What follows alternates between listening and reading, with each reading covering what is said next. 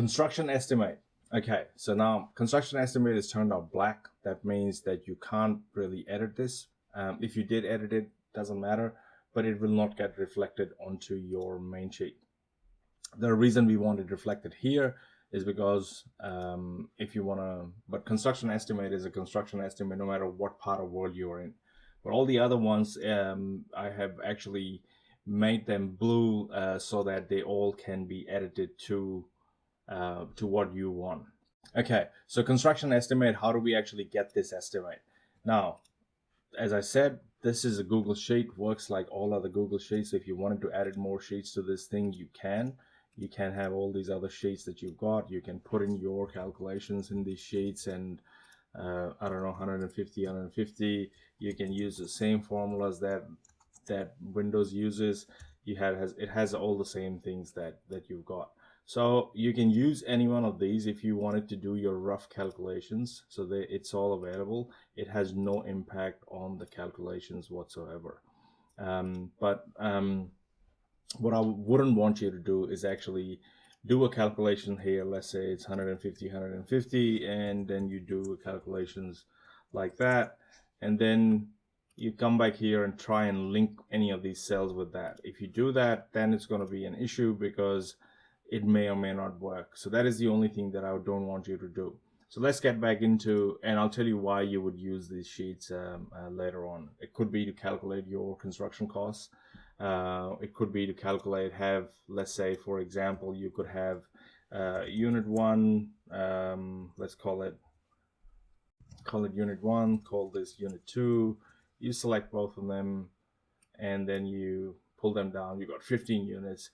And you know the built area for each unit, it's 150 square meters, and you select that, and then you know the net saleable area, NSA for each unit is only maybe 135 square meters, and then you want to select all of that. That gives you a total. Then you want to get the average to be able to figure out what each one is. Yes, it'll be the same, but if you were to change something to 175 to maybe 185 to maybe 160, then all these things will start changing. But the only thing I would suggest is that you don't go and actually link these to the actual formulas straight away. So if you've got a value there, you've done some calculations there, you can come back here and then put in these details. So let's say in this scenario, let's go to the construction estimate.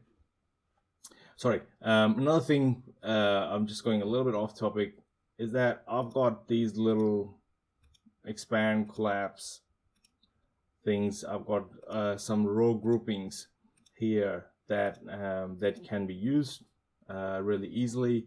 You can select that, you can expand all the rows if you wanted to. Easy to do.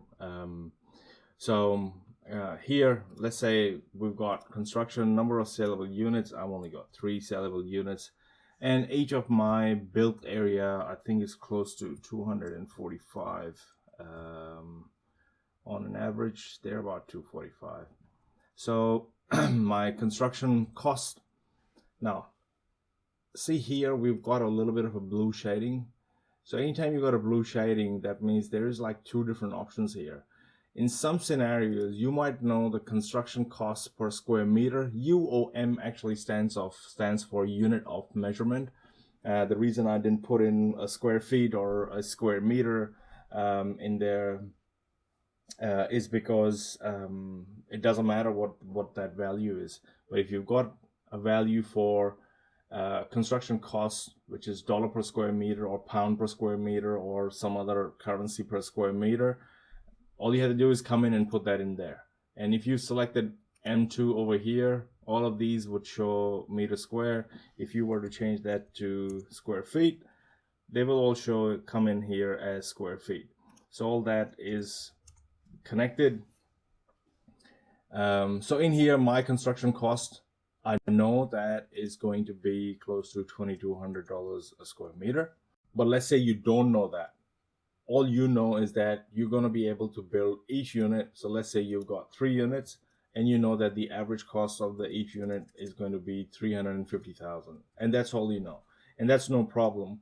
In here you can select construction cost per saleable unit, and that way when you select, you get this option which is called check. That means it wants you to check this thing, that sometimes we do select that, but what we end up leaving over here is the value of dollar per square meter, or pound per square feet, or pound per square meter, a value. So that's why you get this check option, for you to check that you have put in 350,000 as a unit, because you've selected this as a saleable construction cost per saleable unit.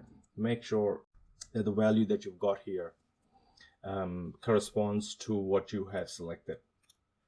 So in this scenario, I'm going to leave that to $2,200 a square meter.